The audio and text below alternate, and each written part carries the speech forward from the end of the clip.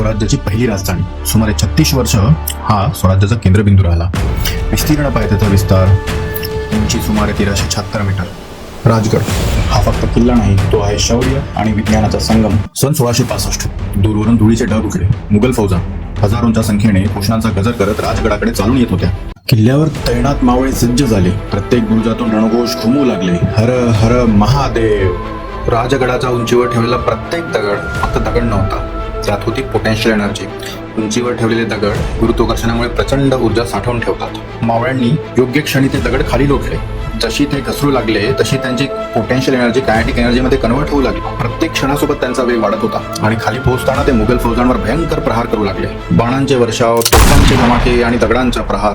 मुघलांचा प्रत्येक प्रयत्न मावळ्यांनी हाणून पडला. संध्याकाळी सूर्य पर्वतामागे गेला आणि मुघल फौजा माघारी फिरल्या. त्या दिवशी आपल्याला कळलं, युद्ध जिंकण्यासाठी फक्त शौर्य नाही तर शास्त्राचं ज्ञानही तेवढंच आवश्यक आहे. त्यांना पोटेन्शियल एनर्जी, कायनेटिक एनर्जी या सर्वांची इत्यंभूत माहिती होती. त्यामुळेच ते मुघलांना त्या दिवशी रोखू शकले.